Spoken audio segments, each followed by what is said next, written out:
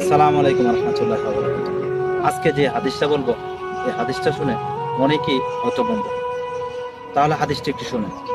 আল্লাহ রাসূল সাল্লাল্লাহু আলাইহি সাল্লাম বললেন যে কবিরা গুনাহ সমূহের সবচেয়ে বড় গুনাহ হলো নিজের পিতা মাতাকে লানত করা। এখানে অনেকেই বলতে পারেন যে পিতা মাতাকে কিভাবে আমরা লানত করি? তারপর আল্লাহ রাসূল সাল্লাল্লাহু আলাইহি সাল্লামকে জিজ্ঞেস করলেন যে ইয়া রাসূলুল্লাহ, নিজের মা বাবাকে, নিজের পিতা মাতাকে কোন লোক লানত দিতে চাই? তখন আল্লাহ রাসূল সাল্লাল্লাহু আলাইহি সাল্লাম বললেন যে তুমি আজকে যার প্রতি জুলুম করে গালি দিচ্ছ, যার বাবাকে নিয়ে গালি দিচ্ছ, যার মাকে নিয়ে গালি দিচ্ছ, তুমি তোমার নিজের মা বাবাকে গালি দিচ্ছ। তারপরে আবার বলেন যে অন্যের মাকে যে গালি দেয় সে যেন তার নিজের মাকে গালি দেয়।